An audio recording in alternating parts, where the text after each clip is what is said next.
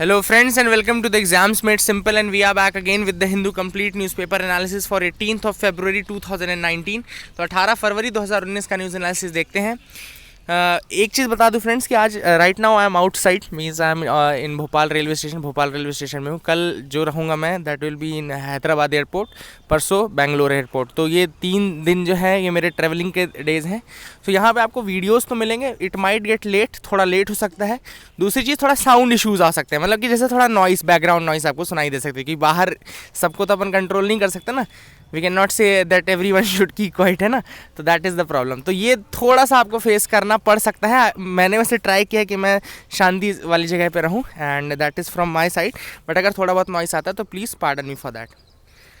Now let's start with the questions first। पहले questions के साथ स्टार्ट करते हैं। The first question is Formosa state is located in. तो फॉर्मोसा स्टेट इनमें से कहाँ लोकेटेड है? Options are A Mediterranean, B West Asia, C Scandinavia, D South China Sea. Question number 2 is consider the following statements with respect to tax inspectors without borders. Tax inspectors without borders के regarding कौन कौन से statement सही आपको बताना है। Statement 1 is it is an initiative by the World Customs Organization. ये World Customs Organization का ये इनिशिएटिव है। Second is that it supports countries in building tax audit capacity. Okay, तो it supports countries in building tax audit capacity. This is statement 2। You have to select the correct statement. Statement 1 only, 2 only, both या none. Question number 3 is Palamau tiger reserve is located in which of the following states. तो Palamau tiger reserve इनमें से कहाँ located है? Options are A Chhattisgarh, B Jharkhand, C Orissa या D Karnataka. तो यहाँ आपके 3 क्वेश्चन है। Please do try to answer these questions in the comment section below. Friends let's start with the news analysis part. The first news जो है वो separatist जो leaders होते हैं जम्मू कश्मीर से, उनकी जो सिक्योरिटी है वो रिमूव कर दी गई, जस्ट फॉर नॉलेज पर्पस, सिर्फ बताने का कारण कोई ऐसा नहीं था। सेपरेटिस्ट लीडर्स कौन कौन से होते हैं? बेसिकली वो जो कि इंडिपेंडेंस ऑफ कश्मीर की बात करते हैं, राइट टू सेल्फ डिटर्मिनेशन की बात करते हैं और चाहते हैं कि कश्मीर को एक अलग इंडिपेंडेंट आइडेंटिटी मिल सके। तो वो वाले लीडर्स हैं, उनकी जो सिक्योरिटी है वो ले ली गई है। So that is the thing.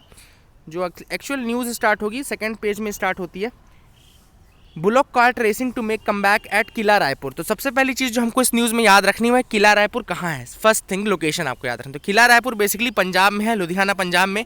The first fact, यहाँ पे बुलॉक कार्ट रेसिंग थी जो कि 2014 में बंद कर दी गई थी by the order of Supreme Court. तो सुप्रीम कोर्ट ने 2014 में ऑर्डर दिया कि that this race should be stopped, और उसका बेसिस क्या था? वो prevention to cruelty to animals act. तो prevention of cruelty to animals act कब आया था? 1960 में। तो ये एक अनदर फैक्ट है which is very important, please remember this, that prevention of cruelty to animals act कब आया था? 1960 में आया था। और इसी एक्ट के अंतर्गत एक बॉडी भी बनाई गई थी जिसका नाम है AWBI, यानी कि animal welfare board of India.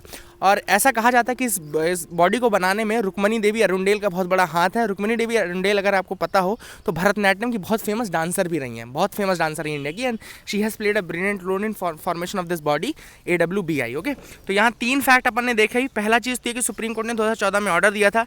दूसरा, prevention of cruelty to animal act 1960 में बना था।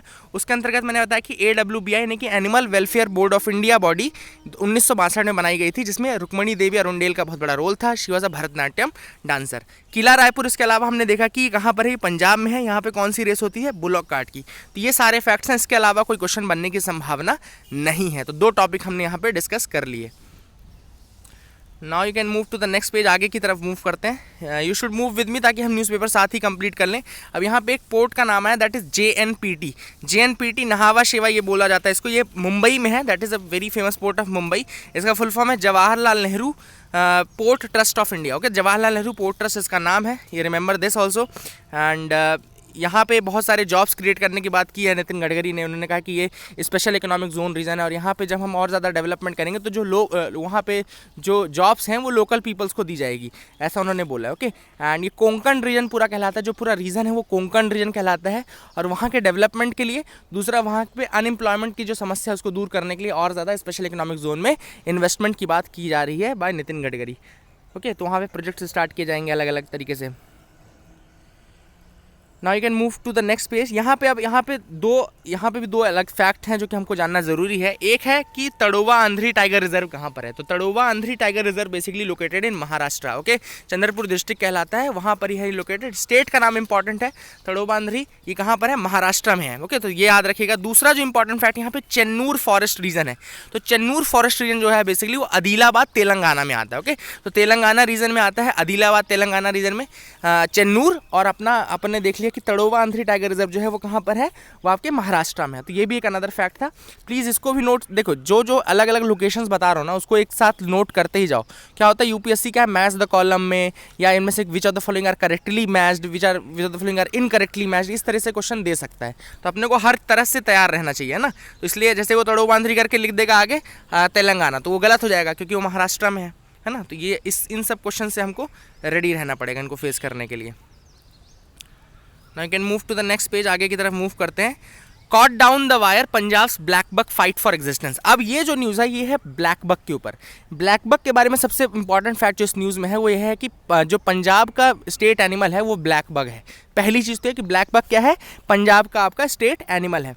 अब इस पूरे आर्टिकल में कुछ समस्याएं जो कि ब्लैक बक फेस कर रहा है या किस समस्याओं के कारण ब्लैक बक का जो नंबर है वो डिक्रीज हो रहा है वो डिस्कस किया गया है, और एक अलग से वाइल्ड लाइफ सेंचुरी का नाम है। तो पहले मैं वो फैक्ट बता देता हूँ कि Abohar wildlife sanctuary, Abohar wildlife sanctuary जो है आपका फजिल्का पंजाब में आता है। तो this is the first fact, Abohar wildlife sanctuary कहाँ आता है, फजिल्का पंजाब में।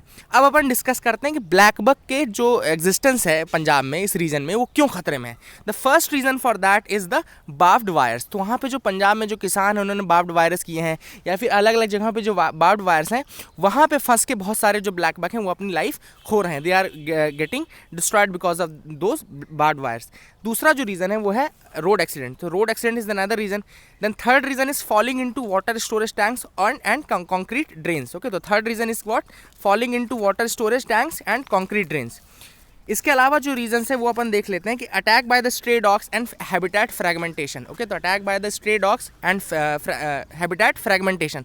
हैबिटेट फ्रैगमेंटेशन आपने एनसीईआरटी में ही पढ़ा होगा जब बायोडाइवर्सिटी के अपन लॉसेस पढ़ते हैं ना कि कौन कौन सी चीज़ें हैं जिनके कारण बायोडाइवर्सिटी पूरे खतरे में है। तो हैबिटेट फ्रैगमेंटेशन उनमें से बहुत इंपॉर्टेंट रीज़न है। इसी तरीके से जब आप एग्रीकल्चर पढ़ेंगे तो एग्रीकल्चर को सबसे बड़ा जो नुकसान है वो लैंड होल्डिंग के फ्रैगमेंटेशन से होता है। तो ये आप रीज़न कॉमन आप कहीं पर भी यूज़ कर सकते हैं। Okay, this is the common reason. अगर आपको कहीं पे भी आता है कि लेपर्ड्स का नंबर क्यों डिक्रीज हो रहा है, टाइगर्स का नंबर क्यों डिक्रीज हो रहा है, तो हैबिटेट फ्रैगमेंटेशन आपका कॉमन रीजन रहेगा जो आप कहीं पे भी यूज कर सकते हैं।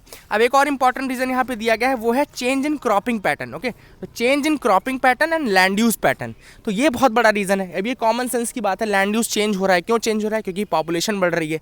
अगर पॉपुलेशन बढ़ेगी तो लोगों को रहने के लिए घर चाहिए, लोगों को रहने के लिए स्कूल्स चाहिए, वहाँ पे एम्प्लॉयमेंट के लिए अपॉर्चुनिटीज़ चाहिए। तो इसके लिए क्या है, क्लियर हुआ है लैंड, जो फॉरेस्ट लैंड है वो क्लियर किया जाएगा।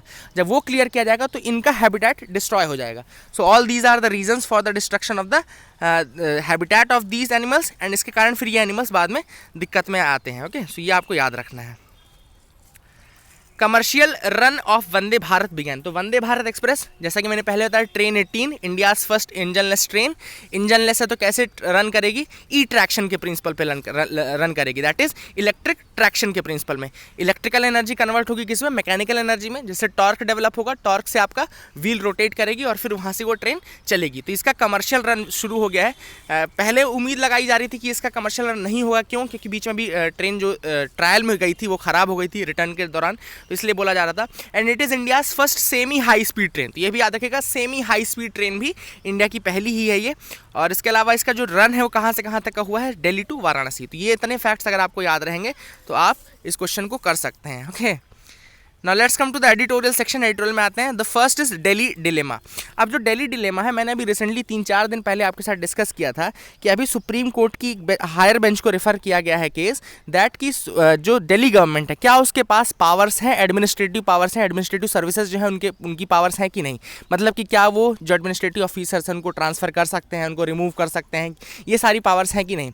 इसके लिए इस आर्टिकल में बहुत अच्छी अच्छी बातें लिखी गई। पहली चीज़ तो ये कि 2016 के आसपास एक जजमेंट आया था जिसमें ये बोला गया था कि LG lieutenant governor of Delhi will run on the aid and advice of the Delhi government. वो दिल्ली गवर्नमेंट की एड एंड एडवाइस पे रन करेगा। इसके अलावा वो कुछ केसेस को प्रेसिडेंट को रेफर कर सकता है। और एक और चीज़ बोली गई थी कि बार बार वो छोटे छोटे केसेस को प्रेसिडेंट के पास रेफर नहीं करेगा।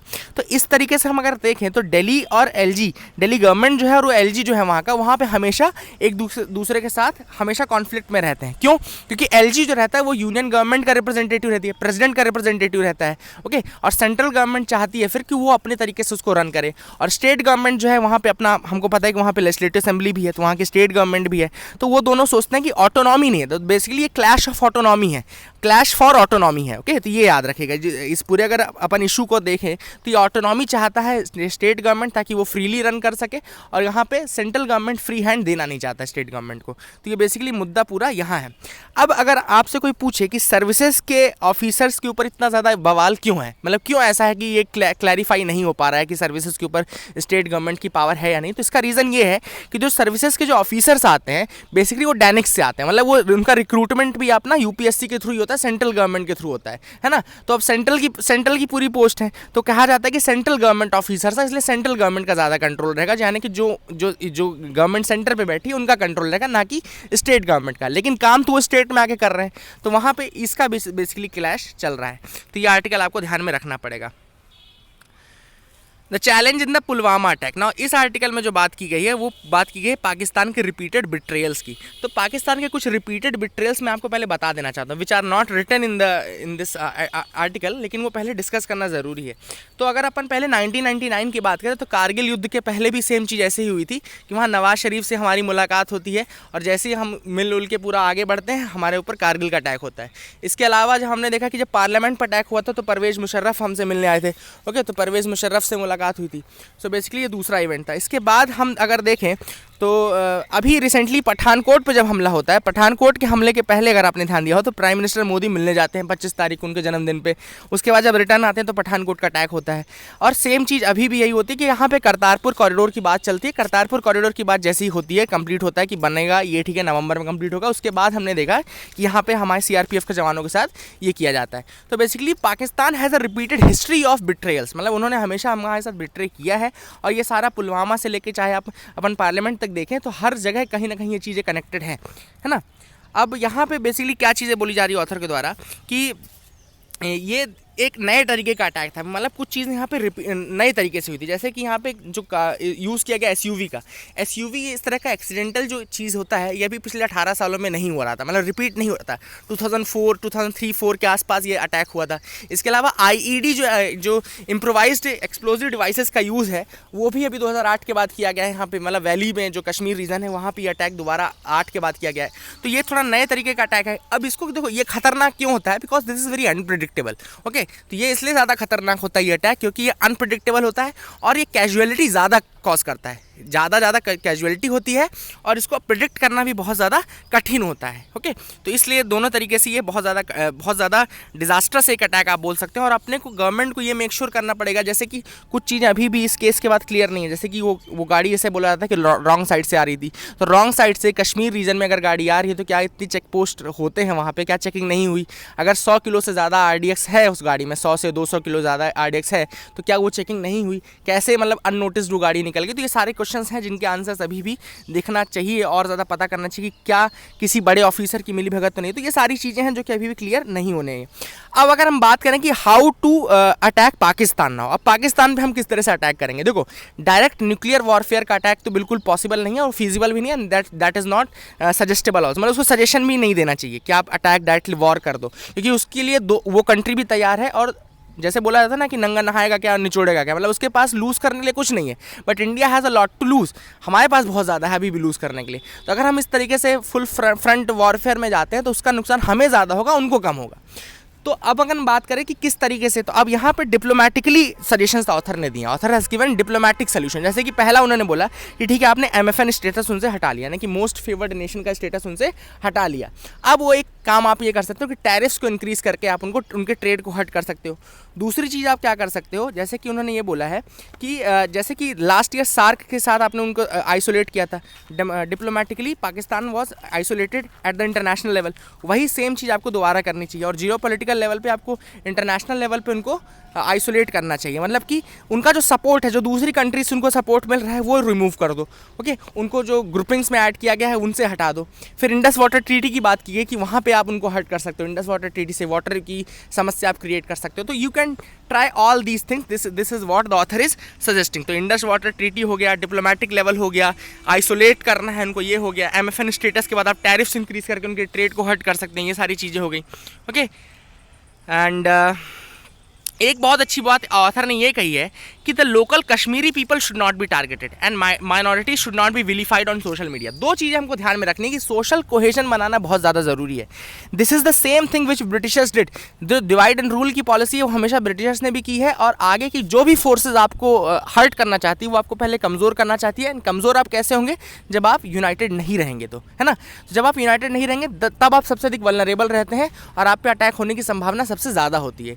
The same thing they are trying, and वही चीज़ हमको प्रिवेंट करनी है। अभी जैसे अगर आप केसेस देखो तो कश्मीरी स्टूडेंट्स को लोग मार रहे हैं, बाहर से भगा रहे हैं। भाई जो नॉर्थ इंडिया दिल्ली में पढ़ रहा है कोई बंदा, या कोई बंदा अगर मध्य प्रदेश में पढ़ रहा है, तो उसकी कोई गलती तो नहीं है, उसने तो कुछ नहीं किया है, ठीक है ना।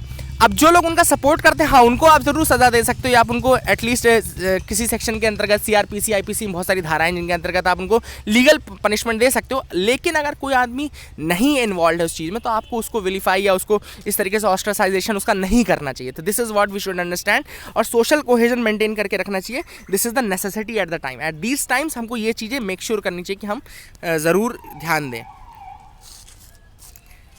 Now, how the 16th लोक सभा फेयर्ड? Now, how the 16th लोक सभा फेयर्ड? ये बेसिकली एक इवैल्यूएशन है कि 16th लोक सभा में क्या क्या चीज़ें हमने अचीव की या क्या प्रॉब्लम्स थी हमारे यहाँ। ओके, तो sorry for that. So let's start with that. Now author says that in terms of not functioning properly, only 15th Lok Sabha performs worse than this Lok Sabha. मतलब अगर हम देखें कि फंक्शनिंग के टर्म्स में केवल 15th लोक सभा ऐसी थी जिसने कि इससे ज़्यादा पुअर परफॉर्म किया है इस वाली लोकसभा से ज़्यादा, है ना। अब कुछ फैक्ट्स हैं, डायरेक्ट ये फैक्ट्स तो मैं डायरेक्ट रीड करूँगा, आपको ध्यान में रखना है, आप लिख लीजिए अपने नोट्स में।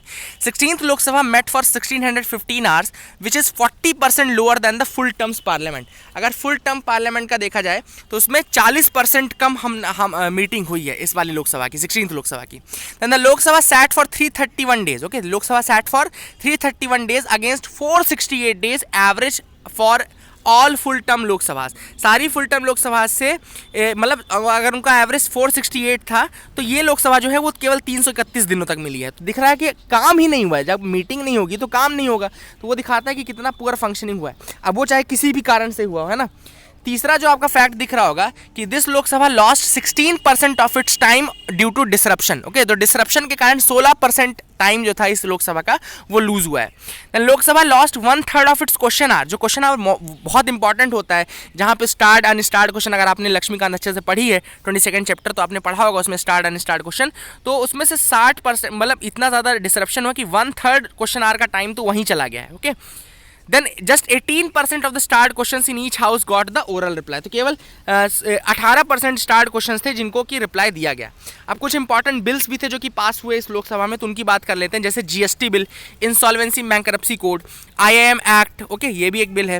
देन जुवेनाइल जस्टिस एक्ट, ठीक है, juvenile justice act allowed children between 16 to 18 years of age accused of committing heinous crimes as adults.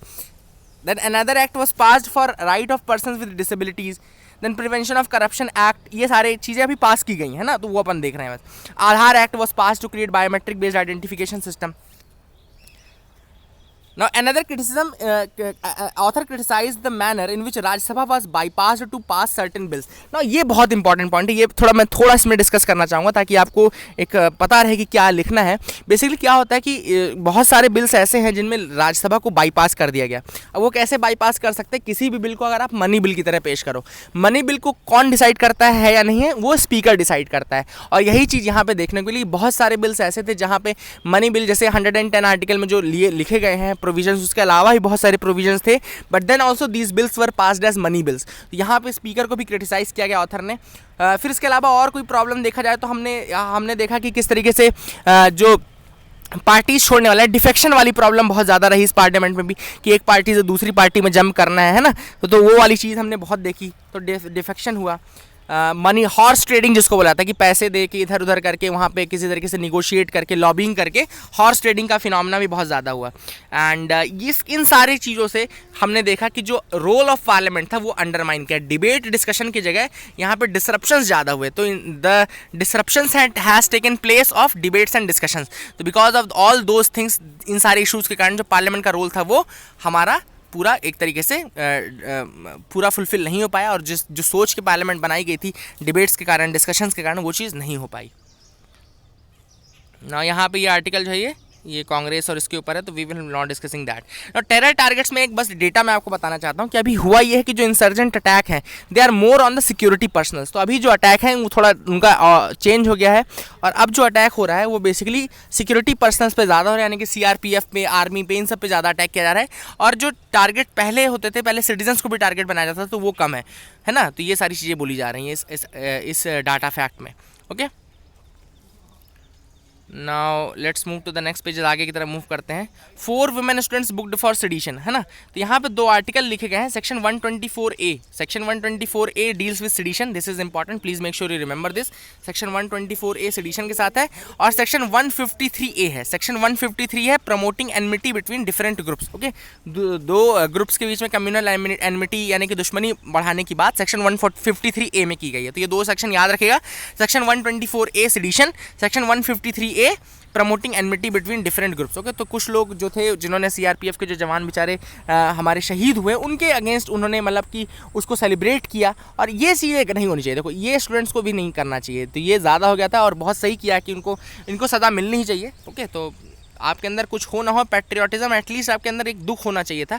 अगर वो दुख आपके अंदर नहीं है तो फिर आप सज़ा के बिल्कुल भागीदार हैं। ओके, तो इतना फ्रीडम ऑफ स्पीच नहीं होना चाहिए। फ्रीडम ऑफ स्पीच एक्सप्रेशन होना चाहिए, लेकिन इतना भी नहीं कि आप देश की यूनिटी को, देश की सॉवरेंटी को, इंटीग्रिटी को आप डिस्ट्रॉय करने लगे, है ना।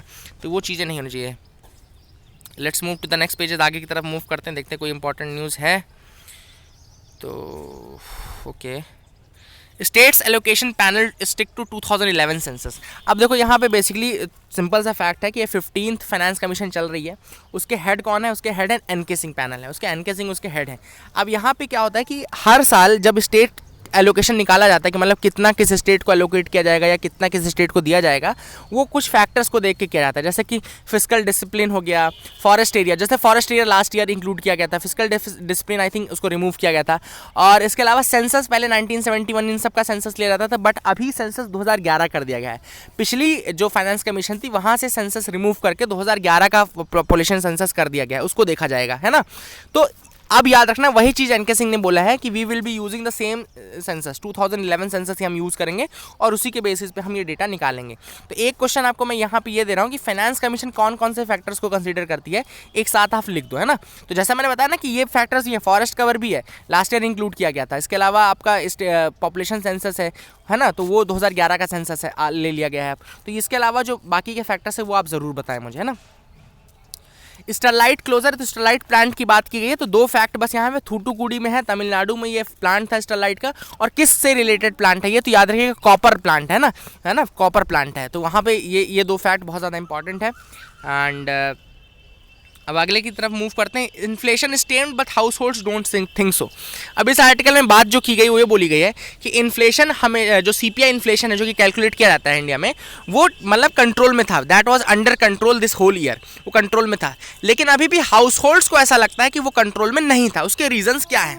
उसके 3 रीजन बेसिकली यहाँ पे डिस्कस किया गया है। पहला उन्होंने बोला है कि जो इंडियंस हैं they are using the data of past not of the present and future. क्या हो रहा है कि इंडियंस हाउस होल्ड्स जो हैं वो पुराना याद करके बैठे हुए हैं। मतलब देखो, पहले तो रेट हमेशा कम रहेंगे, ऑब्वियस सी बात है। अगर 10 साल पहले आप देखो तो आपको जो बॉल 5 रुपये मिलती थी, आज वो बॉल 20 रुपये मिलेगी, तब आपको ये लगे यार कि अभी महंगाई बहुत ज़्यादा बढ़ गई है। बट उसके साथ इनकम भी बढ़ जाती है, हाउस होल्ड इनकम बढ़ती है, उसके अलावा महंगाई भत्ता बढ़ता है, बहुत सारी चीज़ें इंक्रीज होती है। तो वो पहला रीज़न ये दिया गया कि households are comparing this data with the past data, not with the present data, है ना, और फ्यूचर के लिए वो नहीं देख रहे हैं। तो ये पहला रीज़न है। दूसरा जो रीज़न दिया गया है वो ये है कि ये समझ में ही नहीं आता लोगों को। जो रीज़न दूसरा दिया गया है वो ये बोला जा रहा है कि they do not understand what is being there, it is so complicated. Inflation समझना किसी आम व्यक्ति के कंट्रोल में है ही नहीं। तो उन्होंने बोला कि ये समझ में नहीं आता, it's too complicated for a layman to grasp all this things. Okay, तो उनको समझ में नहीं आता, इसलिए वो फिर उल्टी सीधी बातें करते हैं। तीसरा जो रीज़न दिया गया है, और ये ज़्यादा लाइकली रीज़न है, that the actual spending pattern of the Indian households now bear very little resemblance with the weight assumed in CPI index. तो उन्होंने ये बोला है कि जो सीपीआई इंडेक्स, अब देखो सीपीआई निकालता है जब भी गवर्नमेंट, तो उसके अंतर्गत क्या है, बहुत एक बास्केट ऑफ प्रोडक्ट्स हैं। अब basket of products are there under CPI, यानी कि कंज्यूमर प्राइस इंडेक्स जो है। अब ऑथर का ये कहना है कि जो लोग हैं, जो हाउस होल्ड हैं, वो उन चीज़ों को यूज़ ही नहीं करते हैं, वो उन चीज़ों में कम खर्चा करते हैं, और वो मतलब जो जिस पे वो खर्चा करते हैं और जो सीपीआई के बास्केट के अंदर चीज़ें हैं वो डिफरेंट हैं। अब अगर वो डिफरेंट हैं तो सीपीआई में तो इन्फ्लेशन कम दिखेगा, लेकिन लोगों को लगेगा कि नहीं ज़्यादा है। ओके, तो ये एक चीज़ है जो कि तीसरा ज़्यादा प्रोबेबल रीज़न है। और अभी बेस ईयर जो था वो चेंज किया गया था 2012 किया गया था बेसिकली, याद रखिएगा सीपीआई का बेस ईयर चेंज कर दिया गया था अभी कैलकुलेशन के लिए। ओके, तो याद रखिएगा। एनबीएफसीज न्यूज़ में है तो उनके बारे में बता देता हूँ। एनबीएफसीज के बारे में, एनबीएफसी का फुल फॉर्म क्या होता है? Basically it's non banking financial company. Okay, non banking financial companies are, इनको एनबीएफसी कहा जाता है। They provide banking services without meeting the legal definition of a bank. Okay, तो ये बैंकिंग सर्विसेज प्रोवाइड तो करती हैं but they do not meet the legal definition of a bank. तो लीगल डेफिनेशन बैंक की नहीं होल्ड करते हैं, लेकिन प्रोवाइड करते हैं बैंकिंग सर्विसेज को। अब एनबीएफसी जो बेसिकली इनकॉर्पोरेट होती है, it is incorporated under the companies act. Okay, तो इसको किसके अंदर इनकॉर्पोरेट किया जाता है? Under companies act of 1956। और अगर इनको कमेंस करना है नॉन बैंकिंग बिजनेसेस को, फाइनेंशियल इंस्टीट्यूशंस को, तो ये डिफाइंड रहते हैं under section 45 IA of the RBI act 1934। ये दो इंपॉर्टेंट चीज़ें हैं कि section 45 IA of RBI act 1934 के अंतर्गत है, कंपनीज एक्ट 1956 के अंदर इनकॉर्पोरेटेड रहती हैं। ओके, तो याद रखिएगा, these are the facts which are very very important. Okay, ये बहुत ज़्यादा इंपॉर्टेंट फैक्ट्स हैं एनबीएफसीज के रिगार्डिंग। याद रखिएगा कि ये प्रोवाइड करती है banking services without meeting the proper definition of a bank. Okay, proper definition meet नहीं करती है लेकिन देती है ना। फिर यहाँ कौन scientist have discovered massive mountains under the earth crust. Okay, scientist को मैसिव माउंटेन मिले हैं अंडर द अर्थ क्रस्ट। तो ये तो पहले भी हम जानते हैं, ज्योग्राफी जिन्होंने पढ़ी होगी मिले ही होंगे, अभी बस ये है। अब एक चीज़ मैं बस इसमें एक चीज़ आपको बताना चाहता हूँ कि व्हाट आर द सोर्सेज, कैसे हमको इन्फॉर्मेशन मिलती है अबाउट द अर्थ इंटीरियर के बारे में हमको कैसे खबर मिलती है। जैसे इन्होंने बोला कि इसके अंदर माउंटेन्स मिले हैं, है ना, 600 किलोमीटर 650 किलोमीटर अंदर हमको माउंटेन्स मिले, तो कैसे मिला होगा? तो इसके दो सोर्सेज रहते हैं, एक होता है डायरेक्ट सोर्स, दूसरा होता है इनडायरेक्ट सोर्स। डायरेक्ट सोर्सेज होते हैं आपके rocks from the mining areas, volcanic eruptions, ये दो चीज़ें होती है जो कि डायरेक्ट सोर्सेज होती है। Rocks from the mining area मतलब जो माइनिंग होती है उसके अंदर जो रॉक्स निकलते हैं उनको स्टडी करके आप बता सकते हैं। दूसरा वॉल्केनिक इरप्शंस के थ्रू आप बता सकते हैं कि क्या चीज़ें बाहर आ रही हैं ना। फिर इनडायरेक्ट सोर्सेज होते हैं। अब इनडायरेक्ट सोर्सेज कौन कौन से होते हैं? फर्स्ट है by analysing the rate of change of temperature and pressure from surface towards the interior. किस तरीके से टेम्परेचर और प्रेशर चेंज हो रहा है when we are going inside. Okay, this is the indirect source.